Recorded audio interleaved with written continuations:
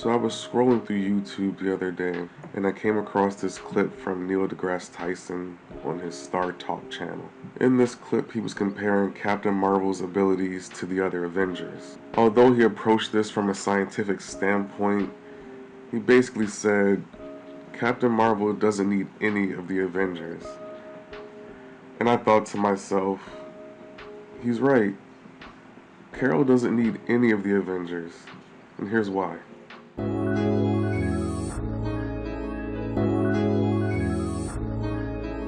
Yo. So to argue my point, I'm going to rely heavily on the last Avengers story arc, which is published in November of 2019.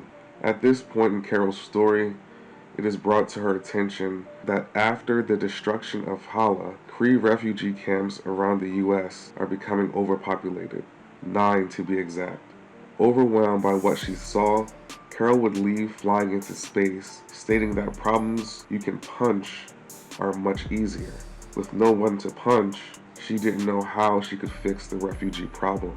As she contemplated this, Carol would suddenly begin to vomit some sort of black matter. The substance would soon begin to seep from her eyes as she lost consciousness. Carol would awaken, asking where she was. A voice would reply that she was on the gray area of the moon. When she asked what she was wearing, the voice would advise Carol not to attempt to remove the suit. It was now a part of her. This was how she was going to be monitored. This person would be able to hear everything Carol said, no matter how far she traveled, no matter how silent she believed she was. Carol would finally ask who this person was. He would call himself Vox Supreme. So the Vox are basically a race of genetically engineered inhumans hell-bent on killing inhumans. There's a lot more to Vox's story, but it's way too much to cover here. Somehow this Vox and the Kree Supreme Intelligence merged, and now we're here. Vox would call Carol his handmaiden and tell her that she would assist him in his plan. Carol would try to attack him, but Vox would tell her she couldn't harm him so long as she was encased in him. He stated Carol would do as he commands, to which Carol would say no, but he would tell her she didn't know enough yet to say no. Vox Supreme would guide Carol's attention to a monitor and asked her if she recognized the refugee camp she visited earlier. Carol would stare in horror as the camp suddenly exploded. After that major flex, Vox would tell Carol that he would detonate the other camps if she resisted him. Seeing that he had her attention, he would say that the remaining bombs would go off in 24 hours unless she brought him what he desired, which were the dead bodies of all the current Avengers. So that's the setup. Let's see if Carol's up for the task. With only 21 hours left, first up was Thor. We find the god of thunder clearing snow atop Avengers Mountain, when suddenly he is ambushed by Dark Captain Marvel, per Funko Pop. She was never called this at all during the story arc, but I like it, so I'll use it. With a powerful blast, Dark Captain Marvel would bring the summit of Avengers Mountain on top of Thor. Before he could recover, Carol would fly into Thor, pushing him through the mountain until they entered the ocean. As Carol pushed Thor deeper into the abyss, he would reach out his hand. Game changer. Thor was locked in as he caught her with a powerful Mjolnir uppercut. This would send Carol crashing into the mountain, losing her helmet in the process. Thor would stand over her and was in shock to see Carol's bloody face staring back at him. She would tell him that she was sorry and caught him with a photon blast. This fight lasted for a while, and it took them everywhere. They battled in Greenland, Manitoba, Kansas, and California, just to name a few. The battle would come to its conclusion once the pair reached space. Thor would commend Carol, saying she fought well, but this war was now over. She was no match for a god, let alone a god with one of the most powerful weapons in this or any universe. Carol would calmly say she knows, and proceeded to blast Mjolnir out of Thor's hand. Thor would confidently raise his hand, but it seemed that in space, it would take Mjolnir some time to break its momentum in order to return. This outcome would surprise Thor, causing him to ask Carol what has she done. As Carol powered up, she would reply, evening the odds. After apologizing, Carol would light Thor up with a supercharged photon blast. She would again apologize, saying she couldn't think of any other way. As tears flowed from her eyes, she would collect Thor's body. On the gray area of the moon, Carol would kneel before Vox Supreme, saying he commanded her to bring him the body of Thor, but she hoped Thor's head would suffice. So Carol's issue with the refugees in her suit wasn't revealed until the next issue. So this was a shock to me upon my first reading. Vox Supreme would tell Dark Captain Marvel it will do. He would add that she needed to pick up things. She only has 16 hours left to kill the remaining 5 Avengers. Next on the chopping block was the infamous billionaire, playboy, philanthropist. We see Tony brushing his teeth when suddenly Friday warns him of a proximity alert. Dark Captain Marvel would send Tony flying out of the bathroom into his bedroom through the wall. As Carol tried to get a good grip on Tony, his suit would begin to assemble around him. The battle soon made its way outside, high above the city streets. Tony would quickly deduce that his attacker was Carol, even though she was masked. As Dark Captain Marvel ripped a piece of Tony's suit off, he would ask her, "What are you doing?" Getting no response, Iron Man would then lock in his helmet, then bathe her in a blast of blue light. Tony would try to talk to Carol, but she just taunted him, telling him to shoot her again since the last one was so effective. Like she wanted, Carol took another blast. As Carol absorbed the blast, she thanked Tony for the power-up, then proceeded to blast Iron Man off the face of the earth, literally. Carol would quickly catch up with Iron Man and push him deeper into space. Tony would tell her, even if she gets past him, the rest of the Avengers would tear her apart. Carol would say she already killed a god. He was just a guy in a fancy suit. Iron Man would correct her, saying he's a guy in an amazing suit with an army of robots. As Tony began to recite the activation code for his robot army, Dark Captain Marvel would break Tony's windpipe, coldly saying a broken windpipe would make it harder for him to call his army. Then, like a straight savage, Dark Captain Marvel tore at Tony's suit until he was only left in his robe, still clutching his throat, unable to breathe. Carol would then toss Tony into space, deep space. As Dark Captain Marvel brought the corpse of Tony Stark before Vox Supreme, he would say she was taking too long. With only 12 hours left to kill 4 more Avengers, he doubted she could deliver. He would ask her if he needed to blow up another to motivate her. She would say, "No, I can do it." As Vox Supreme dismissed her, Carol would see the location of every bomb on a few monitors. This would give her an idea. Vox Supreme would again dismiss Dark Captain Marvel, but she would ask him what was his endgame and what was she a part of. Not one to reveal his evil plan, Vox Supreme would say his goals are noble and he will not fail. Then for a third time he would dismiss her. As Dark Captain Marvel flew away, Vox Supreme would suspect she was up to something. We next see Carol flying in the skies of Northern California, tracking down her next target. As she flew, she thought about the way Vox Supreme said, "Should I blow up another in order to properly motivate you?"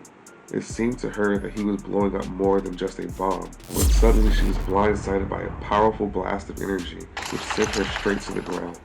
"Did you think I was going to continue to let you pick off the Avengers one by one and just wait around until you made your way to me?" As Carol recovered from the blast, T'Challa would demand to know the whereabouts of Iron Man and Thor. Receiving no answer, Black Panther would fire his weapon again at full power. After eating the blast, Dark Captain Marvel would ask T'Challa if that blast was supposed to tickle. King T'Challa was perplexed, then asked Carol who she was, but said, "Never mind, I'll unmask you myself." Not wanting to reveal herself, Carol would hold back on firing a photon blast and decided to duke it out with the Black Panther. He would sweep her, then go in for her mask. She would toss him off her, but T'Challa was already bearing down on her by the time she got up. He clawed her across her chest, then got her in a rear naked choke, preparing to claw her again. Carol would overhead toss him, then fly in for a lunging straight right. As she closed in, T'Challa would vanish into thin air and kick her away from him. Outmatched with the hands, Carol would power up and hit Black Panther with a photon blast as he leapt at her. This would send King T'Challa into some overhead power lines, sending high volts of electricity throughout his body. As Carol kneeled down to claim her latest victim, a large shadow would cover her. As she turned to see what it was, Carol took a hard punch to the chest, sending her flying far from T'Challa. Hulk smashy time. She-Hulk would pick up Dark Captain Marvel like a rag doll, then toss her into the base of one of the electric towers. Carol would fire a blast at She-Hulk, but she ran through it and smashed Carol's face into the dirt. Carol would get some air and lift Jennifer up. Jen would grab hold of Carol's ankle and give her the Loki treatment. Carol would break free and deliver a beautiful body shot, but She-Hulk ate it and attempted to crush Carol.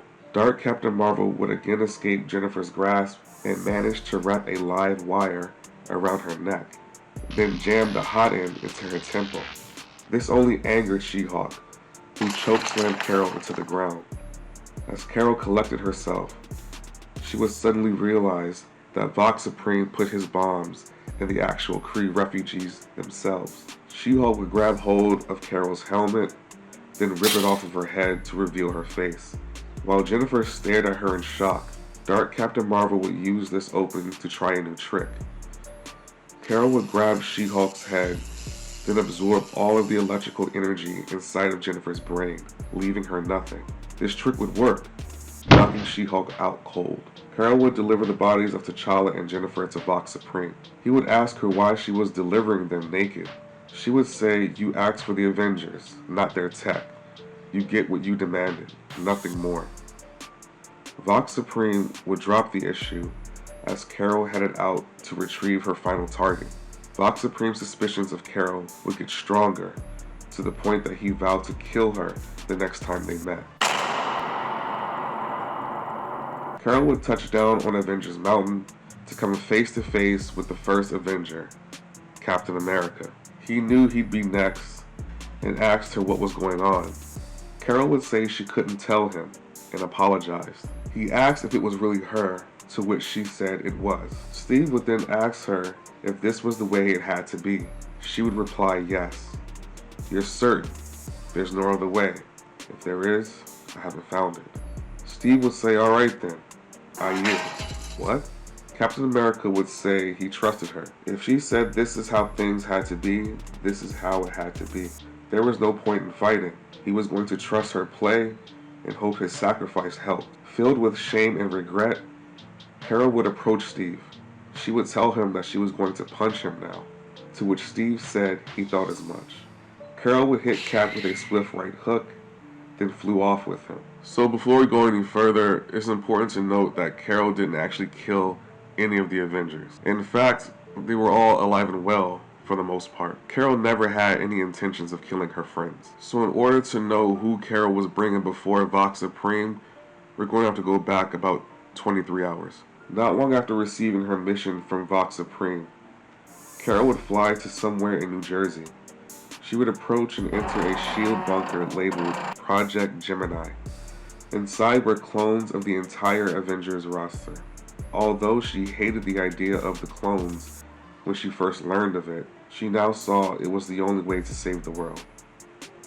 Carol would then contact an old friend known as Singularity, a cosmic being that houses within her a pocket dimension that apparently shields Carol from Vox Supreme's ability to monitor her.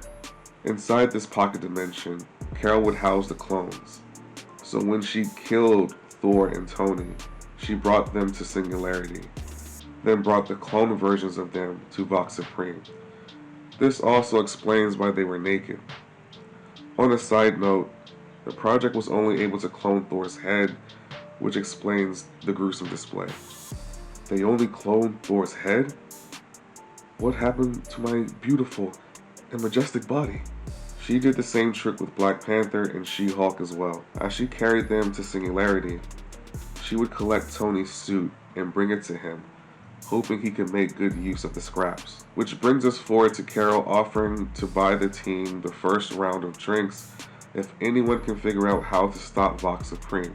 Surprising to no one, Tony had an idea.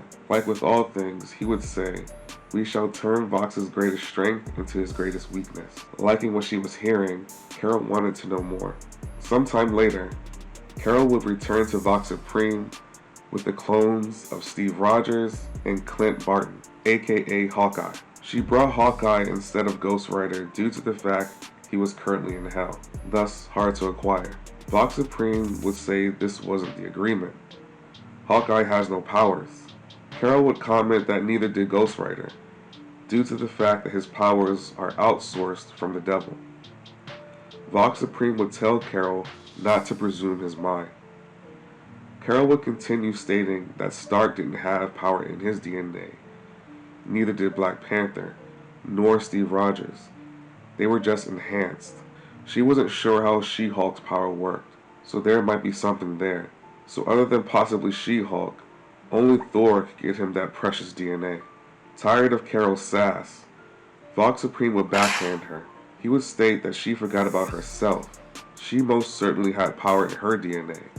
Carol would lock in and charge at Vox Supreme, but he would stop her in her tracks. He would remind her that he controlled the suit, so he controlled her.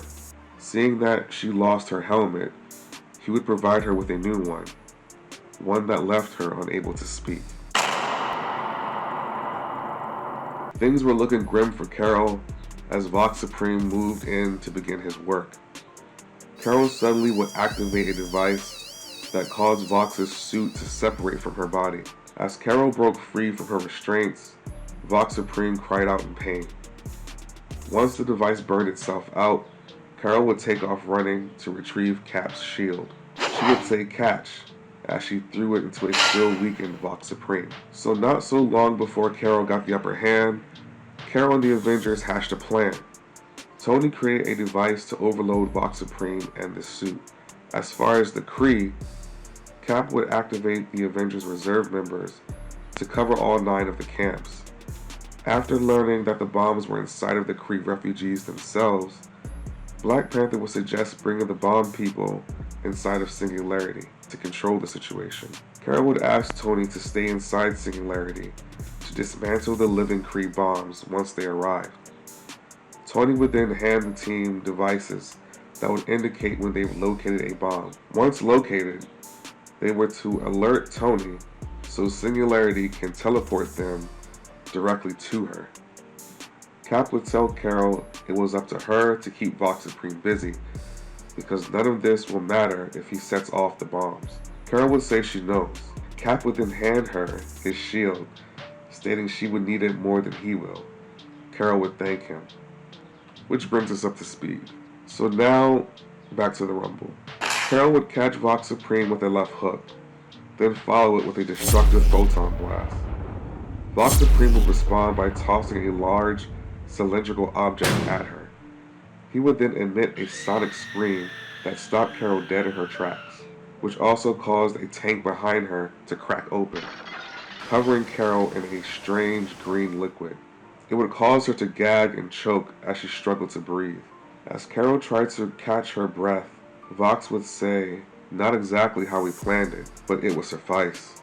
The Supreme Intelligence would reply saying, "Yes, let us see, Captain Marvel, what magnificent new thing you might become."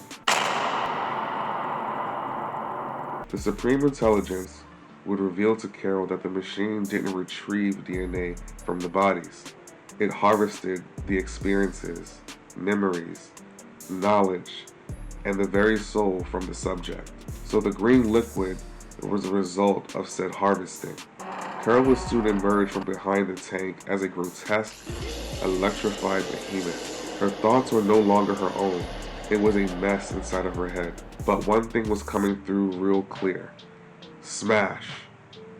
Carol would rush Vox Supreme, but he would hit her with the scream, which caused her to vomit a great deal of green liquid. Meanwhile, on planet Earth, the Avengers were quickly identifying the living bombs, and as instructed, They'd let Singularity know, and they would teleport it directly to her. Monica Rambeau would realize that Vox Supreme only used children in his sick plan. She-Hulk and Thor would call this act cowardly. On the moon, Carol would continue to puke. She would soon notice that the more she purged the green liquid, the better she felt. The Supreme Intelligence would say Carol was dosed with 20 times more of the liquid than they would recommend for the procedure, and predicted Carol would be torn apart. Vox Supreme would tell Carol that they'll soon detonate the bombs, but first they must deal with her. As Vox Supreme prepared to permanently contain Carol forever, she would reach out her hand. As Thor brought a child to Singularity, Mjolnir would tell Thor that Carol needed it. Wasting no time, Thor would let Mjolnir go. Inside of the pocket dimension, we learn that the Avengers have collected the last of the children, and Tony has successfully disarmed the bombs. Panther would ask if anyone heard from Carol. Thor would then tell him about her calling Mjolnir, but wasn't sure if that was good or bad for them. But those who were no longer needed should join her on the moon. On the moon, as Vox Supreme prepared to contain Carol forever, Mjolnir would crash through the base wall and smack itself inside Carol's hand. Carol would hit Vox right in the face, sending him flying inside of the container meant for Carol. As she quickly slammed it shut, she contemplated on how to purge herself of the remaining poison. I'll burn it out. Once Carol burned the remaining poison, Carol decided to blow up the moon base to prevent any copycats from continuing Vox Supreme's work. After this, she would take Vox to the raft to be imprisoned, and the day was saved. So after researching this, I realized I was wrong. Even though Carol can physically dominate the Avengers in a physical battle, she does in fact need them. Many hands make light work.